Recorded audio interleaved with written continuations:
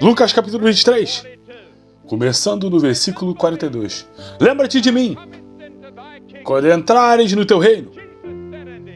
E Jesus lhe disse: em verdade te digo, ainda hoje estará comigo no paraíso. O maior e mais histórico evento de toda a história foi quando Jesus Cristo morreu naquela cruz.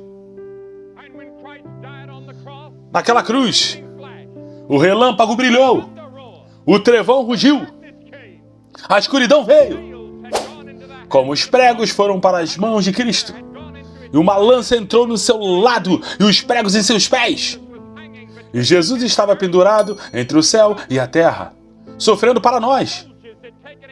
Os soldados o tiraram de sua prisão e colocaram um manto de carmesim nele. Eles o espancaram 2 ou 3 vezes. Então levaram 2 ou 3 assassinos com ele. 2 deles em particular que foram ser crucificados com ele. Então eles o levaram por Jerusalém e fizeram cada um deles carregar um cartaz. Ou pelo menos o arauto foi adiante deles para carregar um cartaz contando seus crimes. E então, Jesus tropeçou e caiu. Ele foi fraco pela perda de sangue, ele ficou fraco. E obrigaram um africano a ajudá-lo e carregar a sua cruz. Enquanto durar a história do homem, sempre nos lembraremos que foi um africano que ajudou Jesus a carregar a sua cruz. Há pessoas hoje que dizem que o cristianismo é a religião do homem branco. Não acredite nisso. Para todos aqueles que creem em Jesus Cristo, ele pertence a todas as pessoas. Ele veio daquela parte do mundo que toca a Ásia, a África e a Europa. Ele pertence tanto ao africano quanto ao europeu. E tanto ao europeu quanto para o asiático. Jesus Cristo pertence a todas as pessoas e todas as nações, mas um africano o ajudou a carregar sua cruz. Então, quando chegaram ao Gólgota, esses soldados continuaram seu trabalho, pregando os pregos. Esses 2 assassinos e ladrões que estavam sendo crucificados com Jesus estavam gritando, estavam chorando, gritando e chorando. Mas Jesus nunca pronunciou uma palavra. Eles pegaram um pouco de vinho medicinal que funcionava como sedativo e deram aos 2 ladrões. Eles pegaram e ofereceram a Jesus e ele recusou. Porque queria beber as borras amargas da morte em nosso lugar, por nós. Ele queria sofrer toda a morte, mostrando que Deus amava o mundo e Deus estava disposto a perdoar os pecados do mundo por causa de Cristo que estava fazendo naquela cruz. As pessoas que estavam assistindo estavam rindo e zombando. Eles disseram: ele salvou os outros, porque ele não pode salvar a si mesmo? Vamos, você fez grandes milagres, vamos! Por que você não trabalha em mais um? Você ressuscitou Lázaro dos mortos. Você ressuscitou o filho de uma viúva dentre os mortos. Por que você não pode se salvar? Aqueles cegos não perceberam que Deus havia pré-ordenado e pré-determinado de que Jesus Cristo morreria a morte de cruz. E foi somente por meio dessa morte que o mundo pôde encontrar perdão e salvação. Não há outro nome dado entre os homens pelo qual devamos ser salvos. O apóstolo Paulo era um intelectual, um dos homens mais brilhantes que já viveu. E Paulo foi para Corinto. Corinto era pagã, intelectual e imoral. O centro universitário do mundo antigo. E Paulo disse: estou determinado a nada saber entre vocês, exceto Jesus Cristo e este crucificado. Por que Paulo disse isso? Ele disse isso porque Deus trancou na cruz o segredo do universo. A única maneira pela qual a terra pode encontrar reconciliação com o céu é por meio da cruz. A única maneira pela qual você e eu podemos chegar ao céu é por meio da cruz. E se Jesus Cristo não tivesse ido para a cruz, você nunca poderia ter o pecado perdoado, você nunca poderia ter ido ao céu, e os problemas da terra nunca teriam uma solução. Somente pelo caminho da cruz podemos encontrar nosso caminho de volta para Deus. É por isso que era importante que Jesus permanecesse na cruz. Porque você vê, o homem está em rebelião contra Deus. Adão e Eva se rebelaram no jardim do Éden. E todos os homens desde então, Adão e Eva, quebraram a lei de Deus e pecaram contra Deus. E como resultado disso, Deus e o homem estão separados. E o único caminho do homem de volta a Deus é através de Jesus Cristo. O homem quebrou a lei. O homem merecia a morte. Ele merecia o julgamento. Ele merecia o inferno. Mas Deus disse, espera um minuto. Eu darei meu filho. Vou deixá-lo morrer. Vou deixá-lo levar o julgamento e o inferno por você. Se você colocar sua confiança e sua fé em meu filho, perdoarei seu pecado e vou mudar a sua vida. Eu lhe darei uma paz interior, alegria e satisfação que você nunca encontraria de outra forma. Jesus estava morrendo naquela cruz por seus pecados e seus pecados e seus pecados. Algumas pessoas dizem, por que você não tenta tornar o evangelho mais relevante? A mensagem mais relevante do mundo nessa noite é o fato de que Cristo morreu por você. Ele morreu em seu lugar. Ele derramou seu sangue por você. E se essa experiência, ninguém pode ir para o céu. Sim, Jesus Cristo morreu. O povo riu e zombou. E duas pessoas que zombaram e riram mais foram esses dois ladrões, os dois assassinos, que estavam morrendo com ele. Ambos estavam zombando dele, mas um deles ficou estranhamente silencioso. E finalmente, este que estava calado virou-se e repreendeu outro ladrão e o assassino e disse: estamos morrendo com justiça. Merecemos ser crucificados. Mas não este homem aqui no meio. Ele é um bom homem. Ele é o Filho de Deus. Então ele se virou e perguntou-lhe o que parecia ser uma pergunta improvável, impossível. Ele disse: lembra-te de mim quando entrares no teu reino. Você se lembrará de mim, Senhor? Então Jesus deu uma das respostas mais surpreendentes da história do mundo. Os anjos no céu devem ter ficado abalados, assustados e maravilhados quando ouviram o que Jesus respondeu. Jesus disse: hoje, ainda hoje, estarás comigo no paraíso. Pense nisso. Aqui estava um ladrão, um assassino, um homem que havia cometido todos os crimes dos livros, morrendo, se volta para Jesus em seu momento de morte e diz: Senhor, lembra-te de mim. E ele nem disse: me perdoe. Ele nem mesmo disse: Senhor, leve-me para o céu com você. Ele não disse: o Senhor prefere a mim. Ele apenas disse: Senhor, lembra-te de mim. E Jesus respondeu rápido como raio. E ele disse: hoje, ainda hoje, estarás comigo no paraíso. E a todos vocês que pensam que não podem ser convertidos em um momento e que não pode ser salvo nesta hora, neste momento, nessa chuva, em Baton Rouge, e ter toda a sua vida transformada, você lê as histórias do Novo Testamento e os encontros que as pessoas tiveram com Jesus. Há muitos de vocês que vieram aqui nessa noite chuvosa, que nunca sonharam que iriam encontrar Jesus. Você veio por curiosidade, ou você veio porque seu ônibus já estava a caminho, ou você tinha algum prometido algum amigo a vir, ou você é aluno da universidade, ou você veio por curiosidade. Muitas das pessoas do Novo Testamento que vieram a Jesus nunca planejaram isso. Eles nunca pensaram que teriam suas vidas mudadas. Este ladrão na cruz, que esteve na prisão, sabia que iria morrer na cruz. Ele sabia que merecia. Ele nunca sonhou que antes que a noite chegasse, naquele dia, ele estaria no céu. Ele merecia julgamento. Ele merecia o inferno. Vou ver aquele homem no céu algum dia, pela graça de Deus. Ele não foi salvo por suas boas obras. Ele nem teve tempo de ser batizado.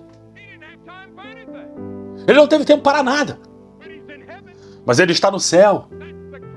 Essa é a graça e a misericórdia de Deus. Quero te dizer que a maior palavra em toda a linguagem dos homens é o perdão. Que Jesus o perdoou de todos os pecados que ele já havia cometido. Limpou a lousa e ele estava no céu. Há 3 coisas sobre essa passagem. Todo o evangelho está nele. Há arrependimento. É o único arrependimento no leito de morte em toda a Bíblia. Não sei o que levou o sujeito a fazer essa pergunta ou a fazer essa afirmação. Pode ter sido a oração que Jesus acabou de fazer. Pai, perdoa-lhes, eles não sabem o que fazem. Pode ter sido o que Jesus disse a João a respeito de sua mãe. Não sei o que é ou o que era. Mas o Espírito Santo o usou. O Espírito Santo usou isso para convencê-lo. Para convencê-lo de que ele precisava de Jesus. Ele se arrependeu dos seus pecados naquele momento. E ele foi salvo. Posso imaginar outro ladrão dizendo: ora, o que você fez? Você virou pregador, algo assim? Você se lembra? Nós estrangulamos aquele velho comerciante por seu ouro. Lembre-se, você sequestrou aquela criança. Lembre-se daquela garota que você estuprou. Lembre-se daquela pessoa que você matou. Você acha que Deus vai te perdoar? Você se tornou um pregador agora? Ele não pode te perdoar. Não me importa qual seja o seu pecado. Eu não me importo quão profundo do pecado você fez. Eu não me importo com o que você fez. Deus pode te perdoar. Deus pode purificá-lo. Deus pode fazer de você uma nova pessoa nessa noite. É só você colocar sua fé e sua confiança nele. Sim, ele se arrependeu. E a segunda coisa que ele fez foi acreditar. A Bíblia diz: se cremos em nosso coração que Deus ressuscitou dentre os mortos, seremos salvos. A Escritura diz: crê no Senhor Jesus Cristo e serás salvo. Mas a todos quantos o receberam, deu-lhe o poder de serem feitos filhos de Deus, aos que creem no seu nome. Apenas arrependa e creia, e você será salvo. E você será salvo. E disse: quando entrares em teu reino, como se estivesse pensando em algum reino distante ou em algum lugar. E Jesus respondeu e disse: hoje, agora mesmo, você será salvo.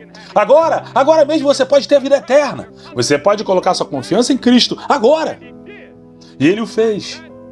E naquele dia, ele foi para o paraíso. Agora é a palavra lembrar. Se lembre. Eu quero que você pense no momento. Ele disse: Senhor, lembra-te de mim. Você sabia que Deus se esquece? Você sabia que há uma escritura em Jeremias 31:34 que diz: perdoarei a sua iniquidade e não me lembrarei mais dos seus pecados? Deus pode esquecer. Deus esquece o seu pecado. O que significa quando Deus esquece? Deus nunca esquece o universo. Ele manda a chuva. Sim, Senhor. Deus manda a chuva. Mas a chuva cai sobre justos e injustos. O sol nasce sobre justos e injustos. Deus abençoa a todos nós com todas as suas bênçãos. Ele nunca esquece. Suponha que ele se esqueceu de enviar a chuva hoje. Suponha que o sol deixasse de brilhar. A terra se transformaria em uma geladeira. Suponha que Deus esqueceria, porque a Escritura diz que Deus mantém todo o universo unido. Se Deus alguma vez tirasse sua mão, ele explodiria em pedaços. Então a Escritura diz que Deus se lembra de você. Essa noite, eu tive meu pequeno escritório aqui, onde vejo pessoas. Uma senhora e seus filhos e uma mãe. E seu filho e seu marido é prisioneiro no Vietnã, no norte do Vietnã. Acho que nenhum de nós jamais saberá o que essas famílias sofreram. Acho que nenhum de nós jamais saberá o que aqueles meninos provavelmente passaram, psicologicamente, fisicamente. sem nunca saber. Então tivemos um outro que veio nos ver essa noite, e seu marido, e ela acabou de descobrir que ele está vivo, e ele é um prisioneiro na guerra do Vietnã. Mas por muito tempo ela só estava perdendo uma ação. Mas deixa-me dizer uma coisa, Deus se lembra deles. E quando inclinamos nossas cabeças no nosso pequeno escritório e oramos para que Deus se lembrasse deles, e sua graça e seu amor chegassem ao norte do Vietnã, ao campo de prisioneiros, e os tocassem, Deus se lembra deles. E Deus responde à oração. Quantas vezes Deus esteve com você? Porque veja só, você quase sofreu um acidente outro dia, lembra? Mas você foi salvo disso. Por quê? Quando você chegar ao céu, poderá descobrir o porquê. Pode ter sido uma intervenção divina. E isso acontece com todos nós. Deus se lembra de você. Então, Deus, quando nunca esquece dos nossos pecados, a Bíblia diz, certifique-se de que seu pecado o descobrirá. A Bíblia diz, Deus não se deixa escarnecer, porque tudo que o homem semear, isso também ceifará. A Bíblia diz, porque Deus há de trazer o juízo toda a obra. Deus vai julgar todo o pecado que já foi cometido. Qual é o seu pecado que tão facilmente o assedia? Vai ser trazido à luz todas as coisas secretas. Deus vai julgá-lo. Deus nunca se esquece do pecado. Nenhum pecado jamais foi esquecido por Deus. Deus registrou tudo que você fez e todas as coisas que você já pensou desde o momento em que nasceu até a hora da sua morte. Está tudo lá. Está tudo no livro dos recordes e Deus jamais se esquecerá. Nada será esquecido. Como você se posiciona diante de Deus? Mas há uma coisa que Deus pode esquecer. Ele pode esquecer o pecado por causa de Cristo. A Bíblia diz em 2 Coríntios 5, 21, Ele se fez pecado por nós. Diz em Isaías 53, o Senhor fez cair sobre Ele a iniquidade de todos nós. Em 1 Pedro 2, Ele mesmo levou os nossos pecados em seu próprio corpo sobre o madeiro. A Escritura ensina que Deus pode esquecer nossos pecados por causa de Cristo. O pecado que nos condenaria, o pecado que nos enviaria ao julgamento, o pecado que nos mandaria para o inferno, Deus pode esquecer. Em Hebreus 1, diz que seus pecados foram purificados. Isaías 43 diz que seus pecados foram apagados. No Salmo 103 diz que seus pecados são perdoados.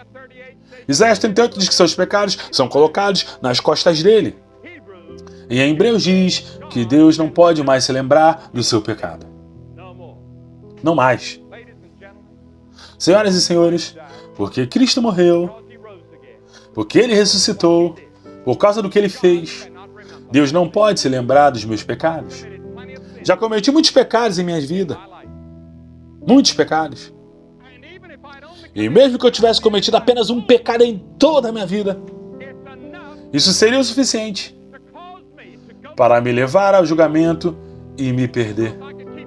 Porque eu poderia guardar toda a lei e ainda assim pecar em um ponto e seria culpado de todos. Mas Deus se esqueceu do meu pecado. Ele esqueceu todos os pecados que eu já cometi. Cada um deles, ele se esqueceu. Ele é a única pessoa de todo o universo que pode esquecer. Ele tem a capacidade de esquecer. Ele se esqueceu do seu pecado? Você trouxe seu pecado e colocou aos pés de Jesus? Que a noite, para entregar sua vida a Cristo hoje, você pode nunca ter outro momento como esse.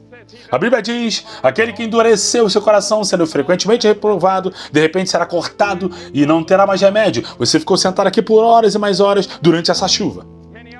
Muitos de vocês estão completamente encharcados. E fizeram isso porque querem que seus pecados sejam perdoados. Muitos de vocês e outros de vocês sentaram aí porque pensam que alguém precisa de Cristo. E esta é a sua hora. É o seu momento e pode nunca mais voltar. Vou pedir-lhe para fazer algo que vi pessoas em Londres fazerem. Eu vi pessoas em San Diego fazerem. Eu vi pessoas em Pittsburgh fazerem. Eu vou pedir a dezena de vocês que se levantem agora. Agora mesmo, venham a esse campo aqui na chuva. e fiquem de pé aqui. E ao ouvir, diga: eu quero Cristo em minha vida. Quero que meu pecado seja perdoado. Quero saber que vou para o céu. Quero saber que não estarei no julgamento neste dia final. Quero minha vida transformada pelo poder de Cristo. Vou pedir a vocês que venham agora mesmo. Homens, mulheres, jovens. Deus falou com você nesse lugar. Você precisa de Cristo. E em um momento como este, você nunca vai esquecer. Eu conheci um missionário no Extremo Oriente, há alguns meses atrás. Disse que recebia Cristo uma daquelas noites no estádio de Wembley, na chuva torrencial na Inglaterra. E fiquei até os tornozelos na lama para encontrar Cristo. Agradeço a Deus, porque se não fosse pela chuva, não se teria vindo naquela noite ou não. Ele disse que havia algo sobre o desafio de avançar na chuva que me desafiou e mudou minha vida. Sim, não é fácil vir, mas Cristo foi à cruz por você.